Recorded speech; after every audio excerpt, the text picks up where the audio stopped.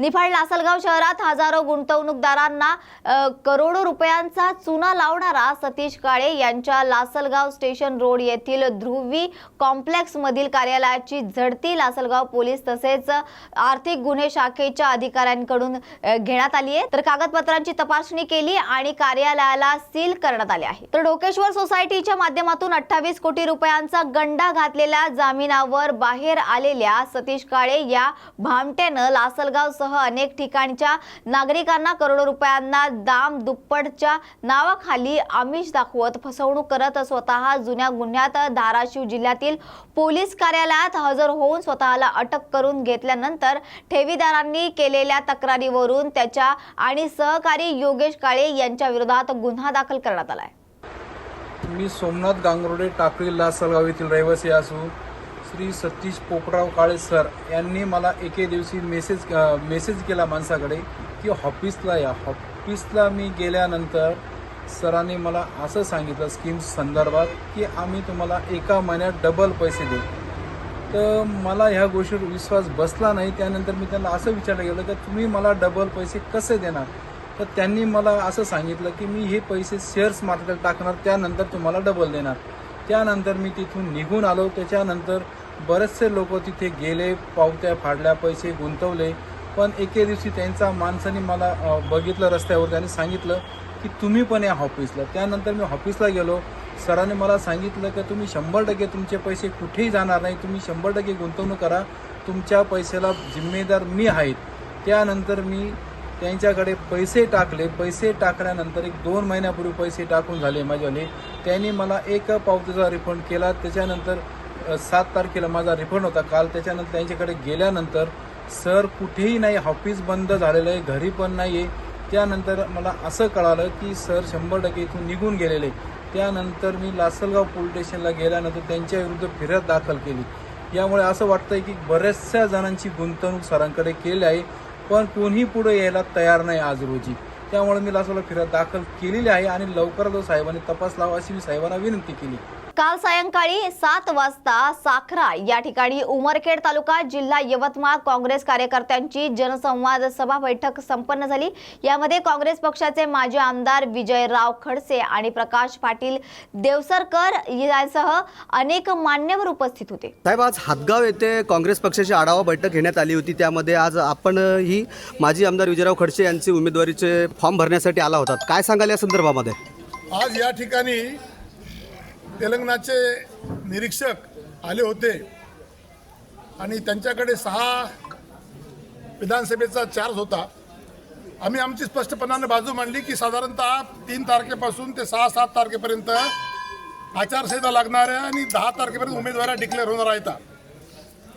आणि अशा या परिस्थितीमध्ये उमरखेड विधानसभा मतदारसंघामध्ये सामान्यातला सामान्य रस्त्यावर राहणारा माणूस, गोरगरिबांचा माणूस, ज्यांनी 5 वर्ष आमदारकी केली तरी त्या ठिकाणी कुठली कमाई केली नाही प्रतिष्ठेशिवाय, अशा विजयराव खडसेंना त्या ठिकाणी उमेदवारी द्या अशा प्रकारचं आम्ही सांगितलेलं आहे। आणि मला खात्री आहे की जेव्हा ज्या अर्थी मी मुंबई, दिल्ली या ठिकाणी फिरून आलो त्यांनाच तिकीट मिळणार आहे। आणि कार्यकर्त्यांना माझं आव्हान आहे की आता एक बेंगलोरची आणि एक तेलंगणाची एक टीम येणार आहे, सर्वे होणार आहे। त्या ठिकाणी सर्वेमध्ये कार्यकर्त्यांनी विजयराव खडसेच्या पाठीशी उभं राहण्याची आवश्यकता आहे, कारण रूट लेवलला काम करणारा माणूस आहे। जे काही दुसरा गट या ठिकाणी साहेबराव कांबळे नावाचा एक उमेदवार या ठिकाणी प्रपोज केला त्यांनी, खरं तर ते BDOच्या सुद्धा पदावर नव्हते, ते त्याच्यापेक्षा खालचं पद काय म्हणता येईल, सहाय्यक BDO विस्तार अधिकारी होते। परंतु विस्तार अधिकाऱ्यासारख्या माणसाजवळ एवढा पैसा कसा, हा प्रश्न मला आणि या तालुक्यातल्या जनतेला पडलेला आहे। कारण ते बोलत असताना 1500 कोटी रुपये मी खर्च करू शकतो, वेळ प्रसंगी 2000 रुपयाप्रमाणे मतदान विकत घेऊ शकतो। म्हणजे अशा पद्धतीने त्या ठिकाणी मतदारांना अतिशय लाचार समजलेलं आहे। आणि अशा माणसाला मला असं वाटतं की उमेदवारी पक्षश्रेष्ठी देणार नाही। काय काम आहे, कुठला निकष आहे त्यांचा, त्यांनी कामच काय केलं त्यांनी? काय काँग्रेस पक्षामध्ये अरे वर्षभरापूर्वी काय एखादे बोर्ड लावले म्हणजे होऊ शकते का? काय आमच्या तालुक्यामध्ये मतदारसंघामध्ये उमरखेड महागावमध्ये कोणी एकही माईचा लाल निघाला नाही का? हा, कितीतरी लोक आहेत, अरे खूप लोक आहेत। आमचे मिलिंद धुळे आहेत, आमचे जिल्हा परिषदचे सदस्य, आमचे रामरावजी गायकवाड आहेत, अंबादास धुळे असतील, सदाशिव आठवरे असतील, प्रज्ञानंद खडसे आहेत, विजयराव खडसे आहेत आणि एकाच एक ते सांगतात की दोनदा पडले. अरे पाठीमागच्या वेळेस काँग्रेस महाराष्ट्रातच बॅकफुटवर होती. जिल्ह्यातले सगळे नेते पडले दोनदा, म्हणजे काय घरी बसवता का त्यांना तुम्ही? अशोकराव चव्हाण दोनदा पडले त्या ठिकाणी. माझं असं मत आहे की आजच्या तारखेमध्ये आजची परिस्थिती आहे, गोरगरिबांचा माणूस आमदार असताना सुद्धा त्या ठिकाणी कुठं बदनाम झाला नाही, काही कोट्यावधी रुपये छापले नाही, 5-50 कोटीचं घर बांधलं नाही. अशा एका गरिबाचा खरं तर त्या ठिकाणी काँग्रेसने विचार करायला पाहिजे आणि विजयराव खडसेंना तिकीट द्यायला पाहिजे. विजयराव खडसे 1001% निवडून येतात. जर चुकून या ठिकाणी पैशाच्या प्रभावाखाली स्थानिक लोकांनी त्या ठिकाणी त्यांचं नाव प्रपोज केलं, बाहेरचा माणूस जर त्या ठिकाणी आणला, सीट निघत नाही, सीट पडते. कुठल्याही परिस्थितीत तो माणूस येत नाही. फक्त त्याच्या पैशावर काही लोकांनी त्या ठिकाणी मौज मजा करणं सुरू आहे. काही लोक त्यांच्या प्रभावाखाली आहेत, फार मोठा व्यवहार आहे ते. काही लोक जे त्याला प्रपोज करतात एक फार मोठा व्यवहार आहे आणि त्याच्या पैशाच्या बरोबर सगळं चालू आहे.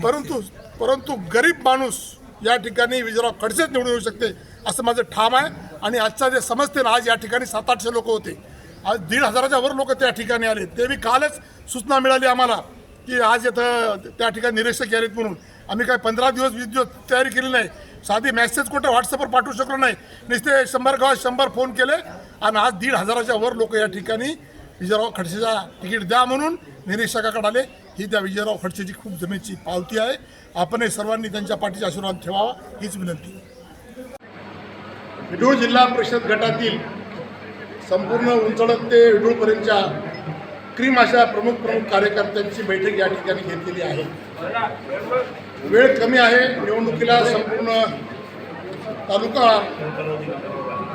मतदारसंघ फिरणं होणार नाही, म्हणून अशी काही मंडळी या ठिकाणी आली की एक गाव एक कार्यकर्ता सांभाळणार आहे.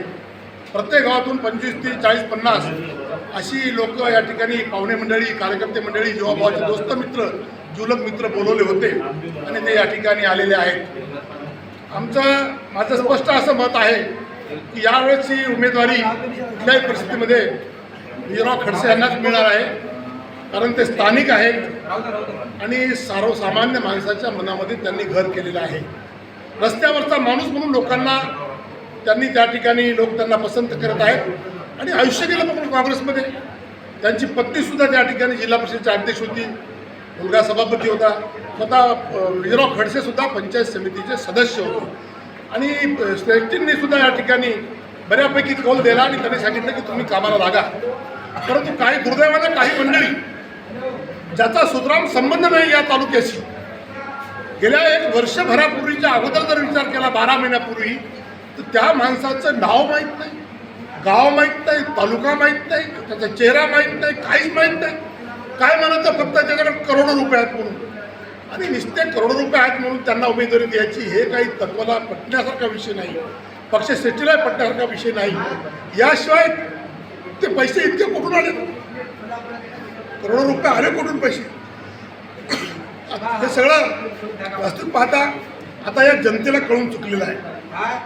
म्हणजे प्रामाणिकपणाचा पैसा त्यांचा नाही. उद्या BJPवाल्याला किंवा विरोधी पक्षाला आई तर कोणीच मिळेल. उद्या टीका होईल पक्षावर, काँग्रेस बदनाम होऊन जाईल की बाबा हे या माणसाला आपण उमेदवारी दिली त्या ठिकाणी बाहेरून आलेल्या माणसाला. आणि म्हणून काँग्रेस पक्षाच्या वरिष्ठ नेत्यांना हे लक्षात आलं आणि यावेळेस जो कौल मिळत आहे, मी मुंबईला जे गेलो होतो की त्या ठिकाणी विजयराव खडसे यांनाच निश्चितपणाने उमेदवारी मिळणार आहे. जमिनीवरचा रस्त्यावरचा माणूस आहे. त्यामुळं मला असं वाटते की आणि सध्या वातावरण सुद्धा या ठिकाणी काँग्रेस पक्षासाठी अतिशय चांगला आहे. आता केव्हा म्हणतात की ते या ठिकाणी म्हणजे 2 वेळा पराभव झाला. अरे मागच्या टाइमला पूर्ण काँग्रेस बॅकफुटवर होती. अनेक जिल्ह्यातले काँग्रेसचे नेते पडले, अशोकराव चव्हाण पडले, बरेचसे नेते पडले. खरंच बाबा फार मोठी सत्ता असती पक्षाची आणि त्या सत्तेच्या लाटामध्ये जर हे पडले असते तर मग हे यांच्याबद्दल आम्ही समजू शकलो असतो. परंतु आणि पाडलं कोण, जे आज त्या बाहेरच्या उमेदवारासंग नादी त्यांच्या लागले फिरतात, त्यांनीच त्या ठिकाणी त्यांना पराभव केला. सगळा तालुका झाला नाही, याच्या अगोदर त्यांनीच त्या ठिकाणी विरोध केला. खरं तर विजयराव खडसेंनी त्यांना सत्ता दिली, जिल्हा परिषद निवडून आणलं, एवढ्या ताकदीनं भिडले की माझा स्वतःचा भाऊ कृष्णा पाटील देवसरकर पराभव झाला नसता. परंतु एवढं त्यांनी मदत केली आणि तेच लोक आज त्या ठिकाणी तिकडं त्यांचं काम करतात. किती दुर्दैवाची गोष्ट आहे. आणि म्हणून ह्या सगळ्या जनतेला ह्या सगळ्या गोष्टी माहीत आहेत. राजकारण दमदार पद्धतीने घेतलं पाहिजे. हे चालत नाही ते चालत नाही असं जमत नाही खरं पाहिलं समजलं का. तर त्या दृष्टिकोनातून मला असं वाटतं की यावेळेस उमेदवारी जी आहे ते निश्चितपणानं विजयराव खडसेंना मिळणार आहे. आम्ही सगळा तालुका तनमन धनानं त्यांच्या पाठीमागं आहोत. पैशाला अजिबात कमी पडणार नाही. आम्ही तशी व्यवस्था तशी तजवीज झालेली आहे. एवढंच या निमित्तानं सांगावं असं वाटते. धन्यवाद. तर या होत्या आजच्या महत्त्वाच्या घडामोडी. अशाच महत्त्वाच्या घडामोडींसाठी पाहत रहा न्यूज मराठी 24/7. नवा भारत नवा विचार.